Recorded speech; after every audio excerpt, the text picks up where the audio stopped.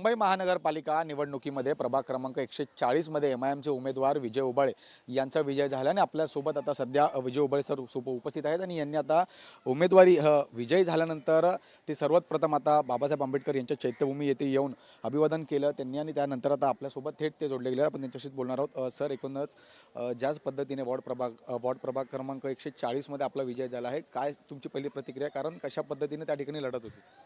सर्वप्रथम मी बॅरिस्टर असदुद्दीन ओवैसी साहेब, बलाला साहेब, इम्तियाज जलील साहेब, अतिक अहमद खान सर, इरफान शेख, जावेद मुल्लाभाई, अलिशाद अन्सारी भाई, हे सगळे जे माझे सहकारी आहेत, वरिष्ठ नेते आहेत, ह्यांनी मला खूप सपोर्ट दिला. सर्वप्रथम मी आपल्या चॅनलच्या माध्यमातून त्यांचा धन्यवाद बोलतो आणि आपलाही धन्यवाद करतो जे आपण माझी बाईट घेण्यासाठी आला होता. आणि वॉर्ड क्रमांक 140 हा SC साठी रिझर्व होता आणि त्याच्यामध्ये मला धरून 16 कॅन्डिडेट होते. नक्कीच आपल्या समोर 15 कॅन्डिडेट होते आणि त्यांच्यामधून तुम्ही जो विजय मिळवला आहे आणि त्यामध्ये एक राजकारण जे आहे ते आपण पाहायला मिळत होतं की कुठेतरी मराठी आणि अमराठीचा वादसुद्धा ह्या मुंबई महानगरपालिकेमध्ये पाहायला मिळाला आणि या वादातून तुमचा विजय झाला.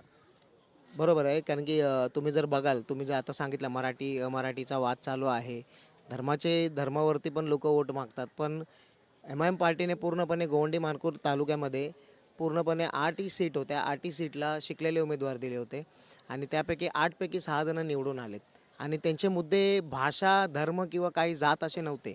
त्यांनी फक्त लोकांच्या विकासासाठी आपण काय करू शकतो हेच पुढे ठेवलं होतं. म्हणजे डेव्हलपमेंटच्या सगळ्या गोष्टी होत्या, बाकी दुसरं तिसरं काही नव्हतं. आणि आम्ही कोणत्याही भाषेवरती, धर्मावरती बोललेलो नाही आहे आणि त्याच्यावरती वोट पण मागितले नाही आहेत. आणि शिक्षित असल्यामुळे लोकांनी आम्हाला भरभरून मतं दिली आणि निवडून आणलं. गोवंडी प्रभागात मराठी लोकांचं प्रमाण जास्त आहे आणि या ठिकाणी एकमेव हिंदू उमेदवार म्हणजेच मराठी उमेदवार म्हणून तुम्ही त्या ठिकाणी होतात आणि यामध्ये मराठी लोकांनी जे आहे ते आपल्याला उमेदवारीमधून निवडून आणलं आहे. कसं बघता? आता सगळेच मीडिया चालवते हिंदू उमेदवार. मी बुद्धिस्ट आहे, माझं कास्ट सर्टिफिकेट पण मी सबमिट केलेलं आहे. मी बाबासाहेबांना चैत्यभूमीवरती अभिवादन करण्यासाठी पण आलेलो आहे आणि मी सतत येत असतो इथे.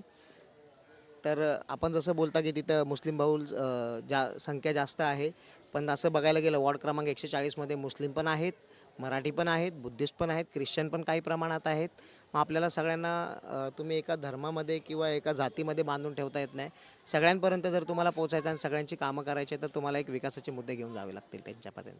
नक्की सर, शेवटचा प्रश्न, ज्याच पद्धतीने निवडणुकीला तुम्ही रिंगणात उतरलात, MIMच्या माध्यमातून तुम्हाला सीट मिळाली, आपण मराठी होता, तर जागेवरती सर्व ठिकाणी अमराठी किंवा मुस्लिम बहुल भाग आहे आणि यावेळी कशा पद्धतीचं हे संपूर्ण आव्हान होतं, कारण की राजकारण हे वेगळ्या दृष्टिकोनातून त्यावेळेस चालू होतं?